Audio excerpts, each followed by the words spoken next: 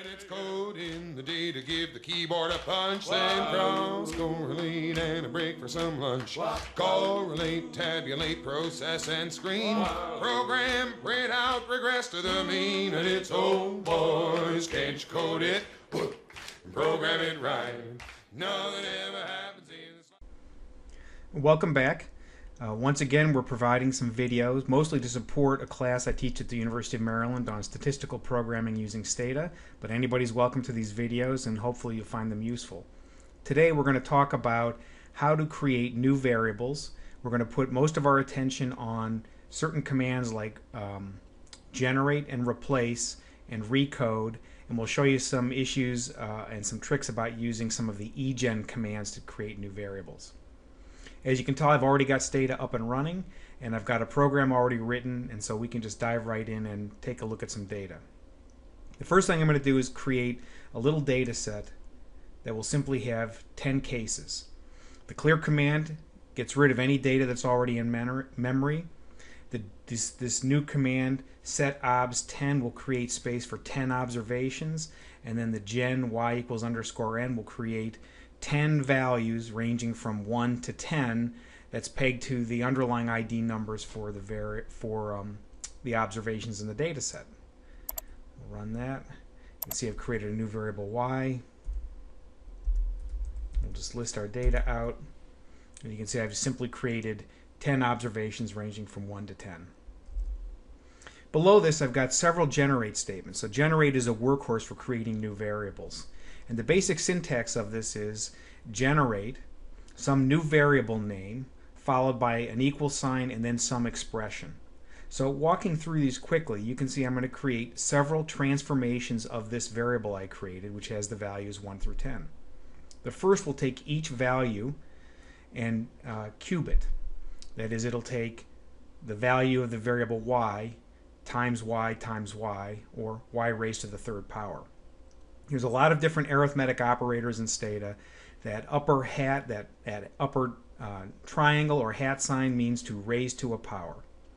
The next line says generate square equals y hat 2, and so this will take the y variable and simply square it. I can also use different functions that are built into Stata, and the next line generates a variable which is the square root of y. So it's generate square equals square root and then in parentheses y.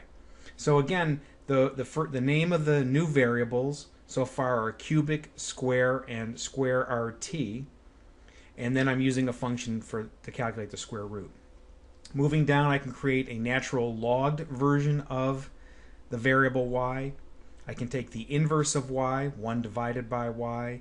I can take the inverse of y squared and the inverse of y cubed. These are very typical transformations of variables if you're trying to create a variable which appears to be more normally distributed.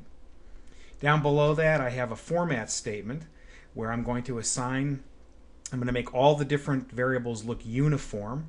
So I'll show you what it looks like without that, and then I'll show you with that format statement. So I'm just going to run this whole block of code by highlighting it and then clicking on this execute button up here. You can see over on the left under the variables window, I've created all these new variables, and if I just type the list command with the no observation, no obs option, you can see I get all my data. Let's go ahead and apply that format and list the data out. And here we can see the data are more uniform. So I've created a number of new variables, all based on one variable y, where I've cubed it, squared it, square root, logged, and so forth. So this is the starting point for using the generate command. Of course, you should always go to the manual. You can type help generate, and you'll probably end up using shorthand notation for your generates. I often just use gen as a pretty good shorthand. Moving forward, you can see that I've now loaded the entire cumulative general social survey into Stata. That's all the general social survey data from 1972 to 2010. And you'll remember that we used a number of variables in another video that had to do with confidence in American institutions. One of them, CONBOS, is about confidence in American business. I'm going to show you two tabulations of that variable, one with the value labels and one without, so we can see the underlying numeric values. And then we're going to talk about how to make an index out of a couple of these confidence measures. We can see that anytime a person is coded 1, that means they have a great deal of confidence in business. If they're coded 2, they have only some confidence in business. And if they're coded 3, they have hardly any confidence in business. Let's go ahead and look at a little index here. I'm going to use the generate command right here, and we're going to create an index called conIDX1, which will be the sum of 5 different confidence measures. I'm not showing you the tabulation of all those 5 measures, but they're all identical. They range from 1 to 3, which means a great deal of confidence to hardly any confidence at all. That means if I simply add these 5 measures together, I should get a variable that ranges from 3 for any person that responded a great deal of confidence in all 5 of these institutions, to 15 for the people who responded they have hardly any confidence in all 5 of these institutions. And then of course there'll be values ranging in between depending upon the mix of 1s, 2s, and 3s for each person. The generate command uses, remember that we maybe have discussed the difference between listwise and pairwise deletion.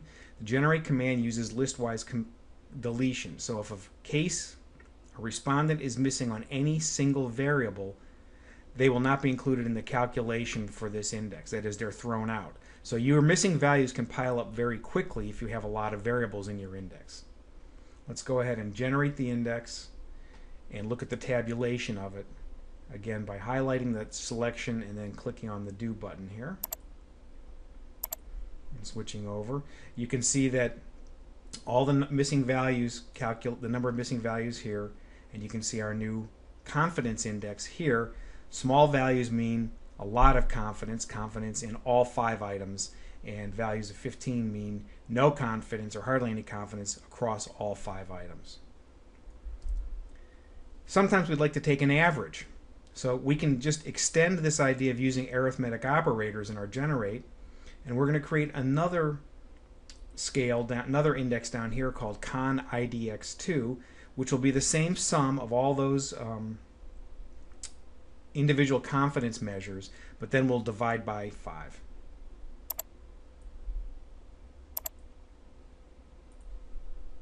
And there we go. Of course, we can use a lot of the tricks we already have learned. For example, I could produce a histogram very easily from this. We'll use, let's go ahead and use the confidence 2 scale. So with very little effort, I can quickly produce a histogram showing us the discrete values that are equal to the average across these 5 numbers.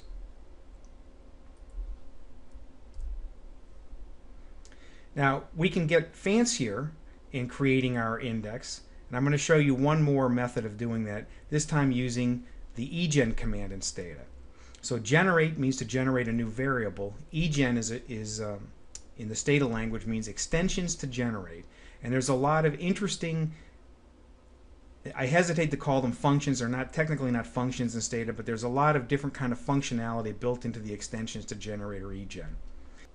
The first egen command I'm going to issue is to create a new variable called CNT_NMISS, which in my mind stands for count the number of non-missing values. So I've got that variable set equal to row non-miss, so that's part of that extensions to generate language, and it's going to count for me all the non-missing values for these 5 variables. Let's go ahead and run that, and then just tabulate that variable, and you can see it ranges from 1 to 5. That is, some people had 1 missing value, were non-missing on 1, non-missing on 2, 3, 4, and so forth. The people that I'm most interested in are the people who answered 4 or 5 of these questions. That is, I'm going to count a person as not having sufficient information if they answered less than 4 questions. So the next step in egen is to now use a row mean option to calculate the mean of all these variables, but I'm going to limit it to if count non-missing is greater than or equal to 4. All other values will be set to missing. and then I can go ahead and drop that variable, that count variable, at the end. You can see that my sample size is a little bit larger now, and it should be, because when I use the other methods to generate this average variable or this index variable, if a person was missing on even one measure, they were thrown out of the formula. But here, I'm allowing people who've responded to any of the 4 or all of the 5 questions to be included in that average. So this is a way, when you think you can leverage a few more cases, you can use this kind of technique to make certain you get as many cases as possible for your study. So let's move on.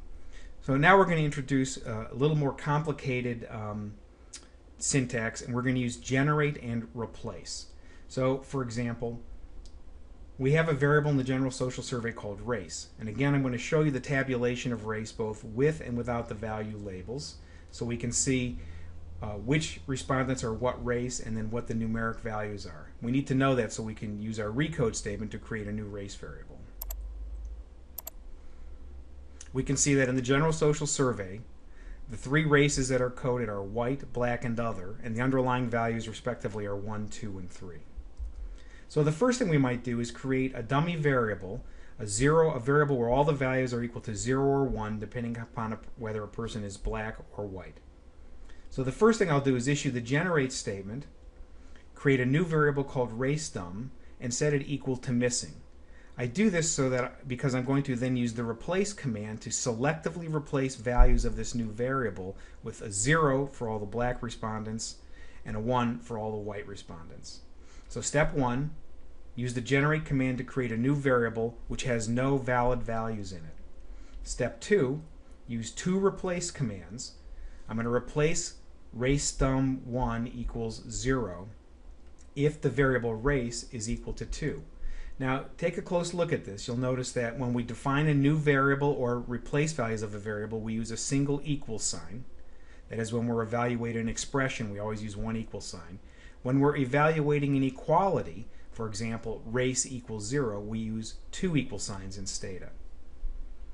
I'm then going to assign labels, but I'm going to get to that in a minute. Let's just run these 3 lines of code.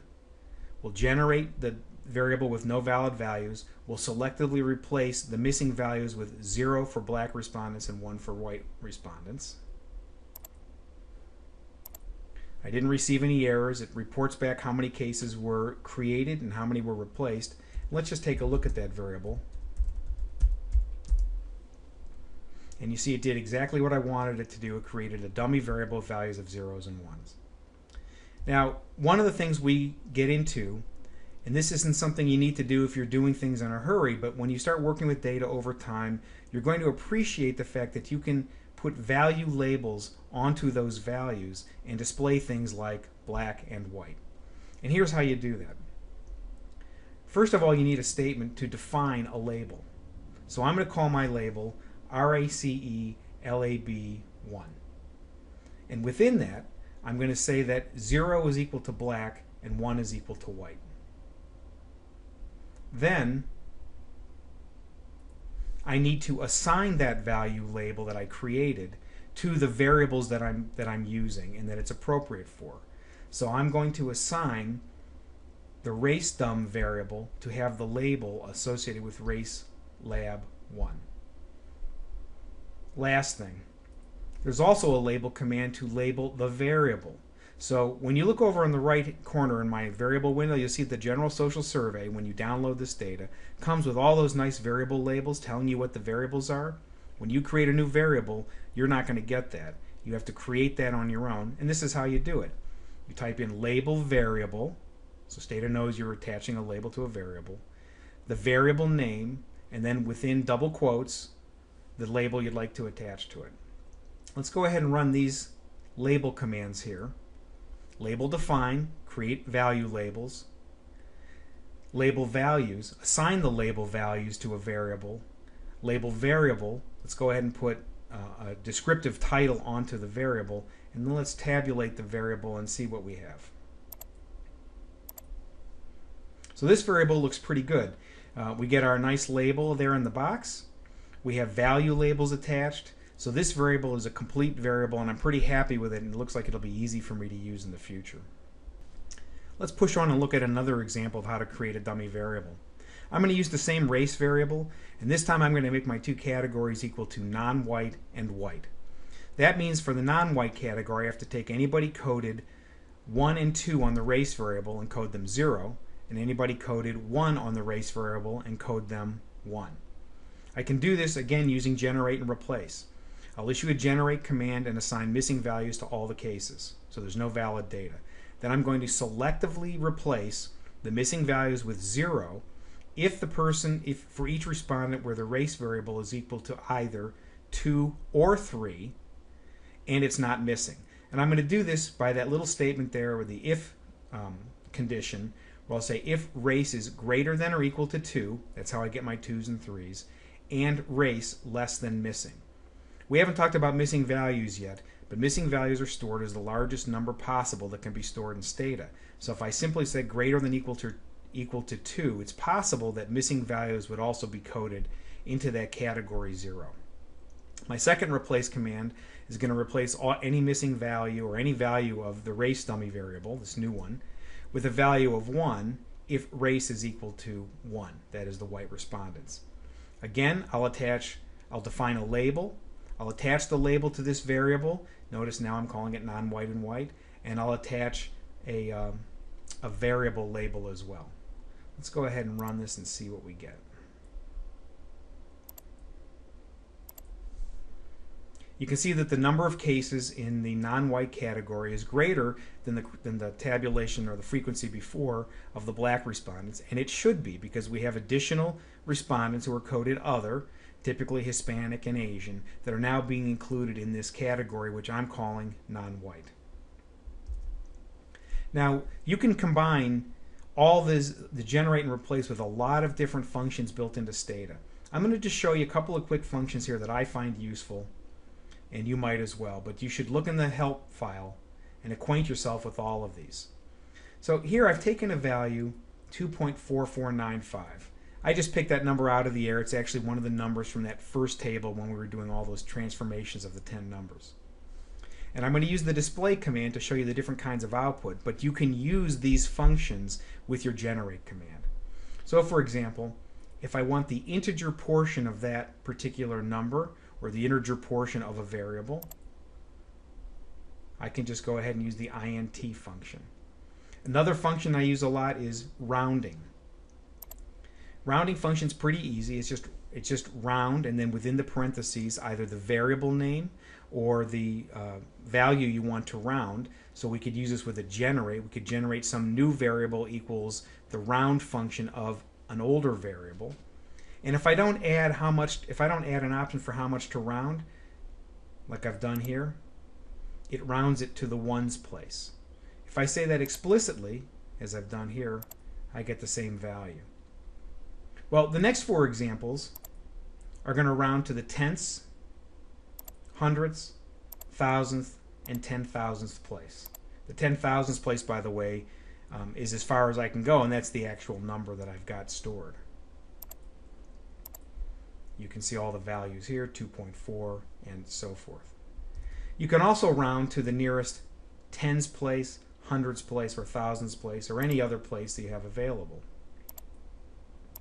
So here we are rounding, not on the rounding to sort of these larger values, larger places. And then finally, there are other functions that I use like logarithms. So ln and the name of a variable, or ln and a number, provides the natural logarithm. log and a number in parentheses or variable produces the natural log, and log 10 in the parentheses gives us a log base 10. This is a kind of transformation you might do if you have a very skewed distribution with a long tail to the left or a long tail to the right, to try to bring the distribution kind of a little bit closer together into the middle. Let's go ahead and look at the recode command. I'm going to show you how to recode 2 different variables here. First thing I'm going to do is create another dummy variable based on race using the recode command. There's some advantages to recode. One of the advantages is you can build value labels right into the recode statement, and sometimes I find that easier to do. So it takes a lot of lines of code. For example, up above we had a generate command, a couple of replace commands, we had value label define and the value labels command. I can reduce that all, in this case, to one line. Here's how the command works. I'm going to recode the name of the variable I want to change, and then in parentheses, in the parentheses, I need to put in the values I want. I want a value of 1 in the variable race to be coded to 1. In other words, leave it alone. And then within that parentheses, I'm going to use double quotes and put in the value label I want attached to the new value of 1. Moving over, you can see that I'm going to take values of 2 and 3, so 2/3, and I'm going to set those equal to 0, and then my value label to attach to the new value of 0 is non-white. So this is creating that white versus non-white dummy variable we did earlier, but in one line of code. I'm going to add an additional piece of protection to my code here, and I'm going to say that any values that I haven't accounted for. So far I've recoded anything coded 1, 2, and 3, but just in case there are other stray values out there that I'm not accounting for, I'm going to set any other value that's available to missing. Then I have an option, so I use a comma, and the option is to generate, and there's where I use my new variable name. So I'm creating a new variable based on the variable race, where respondents with a value of 1 in the race variable are going to remain coded 1 in race dum3, and respondents who are coded 2 and 3 in the race variable will now be coded 0 in the race dum3 variable. Let's go ahead and see what that looks like. And again, that seems to have worked very well for me and is an alternative to creating new variables, an alternative to generate and replace is the recode. Now I'm going to show you one more recode command here before we move on to a more complicated example. In the General Social Survey there's a variable called age, and it ranges from 18 to 89. For some purposes I might want to collapse my ages by year into, say, approximately 10-year categories. So this is a real good way of using the recode command. Notice that I've wrapped my recode command in the #delimit semicolon and #delimit CR commands so that I don't have to have this one line of code. I can split my one line of code across multiple lines to make it easier to read and easier to debug.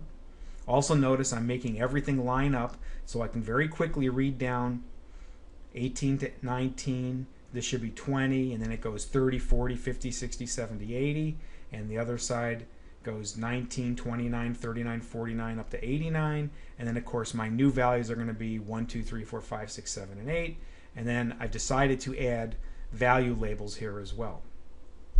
When I run this command, we'll create this new variable called agecat for categories.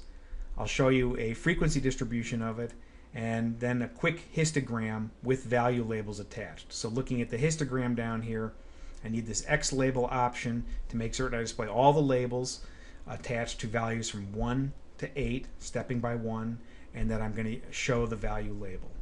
Let's go ahead and look at the frequency distribution first after we create the variable. There's my distribution. So I've taken roughly 71 values, that is values of age from 18 to 89, and collapsed them to 10 values, which where each category represents a range of values. And then just a quick look at a histogram, and we get a nice view of our age distribution in 10-year intervals.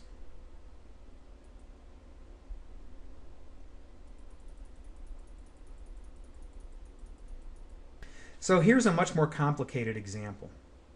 I've got two variables in the General Social Survey, one called race and one called sex. Race can take on the values of 1, 2, and 3, which stands for white, black, and other. Sex can take on the values of 1 and 2, which stands for male and female. Let's go ahead and tabulate those measures. I'm going to use tab 1 so we see two univariate frequency distributions, so we can confirm that those are the value labels attached. I know that they're 1, 2, and 3 for race, which we saw earlier, and that it's 1 and 2 for male and female, just based on prior knowledge. I have a big block of code here. What I'd like to do is create a new variable coding each respondent by the intersection of their race and gender. I'd like to know who are the black men, the white men, the black women, the white women, the Hispanic men, and the Hispanic women. So I'm going to do this in the following way. I'm going to use the generate command to generate missing values for this new variable called race sex 1. Then I'm going to selectively replace the missing values with either a 1, a 2, a 3, a 4, 5, or a 6, depending upon which combination of race and gender I have. So for example, the first replace command is replace race sex 1 equals 1 if race equals 1 and sex equals 1. Well, when race equals 1, I'm looking at people who are white, and when sex equals 1, I'm looking at men. And when I put those together with the and condition, or the and connector, it means I'm looking at white men. The next line, I have race equals 2 and sex equals 1, so that's going to be my black men. And then the third line is race equals 3 and sex equals 1, and that's going to be my other men.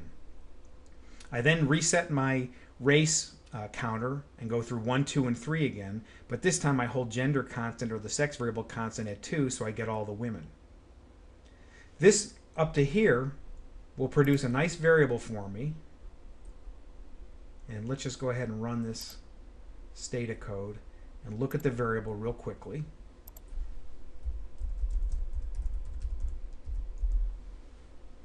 It produces what I expect, but it doesn't have any value labels attached. So again, I'm going to go back and define all of my labels and then assign my labels to this variable and then do a tabulation of that variable. Now you'll notice that instead of having one label defined statement with all the different possible definitions, the 1 through 6, that sort of runs off my screen. I'm using an option called add after I make the first definition, which simply takes that new definition and adds it to an existing one. So the nice thing about this is I can make all of this fit on on multiple lines and not have to have stuff running off the screen. Let's see what this looks like. Same frequency distribution. We did nothing to change the numbers. All we did was add labels to the values so we can see very clearly who people, the respondents, by their intersection of their race and their gender.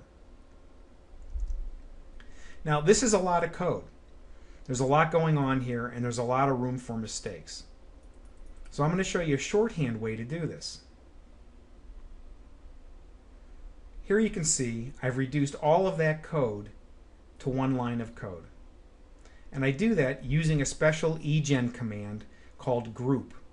When you use the group command, and again I encourage you to look at egen in the manual, just type in help egen and you'll find lots of really interesting ways of creating new variables.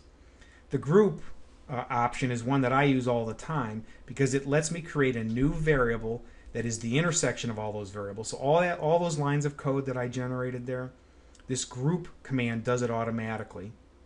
And when I use the label option, it will attach labels without having to use define and assign them and so forth. So one line of code produces the same output as all that code above. Let's go ahead and take a look at that.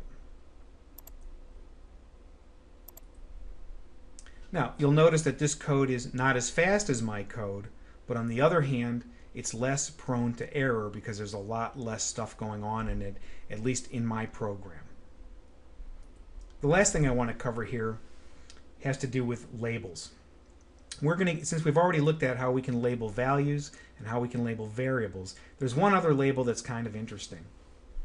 You'll remember that we can use the describe command to get a description of the data set and all the variables in it. Well, here I'm going to use the describe command with the short option to show me only information about the data set. So we're going to ignore all the variables. And right now that's a good thing because I have over 5,500 variables and it would just be a real messy output. And I only want to know what's going on in the data set. So we get the directory and the name of the file that we're using, the number of observations, the number of variables, the size, whether it's sorted, and and a little note about what's going on. It says the data set has changed since the last save. Of course, that's just a reminder that if I close the data set now, I'll lose all the changes I've made. That is all the new variables I've created. I can attach a label to the data set. So remember, we can label define, label value, label variables, and now we can label data.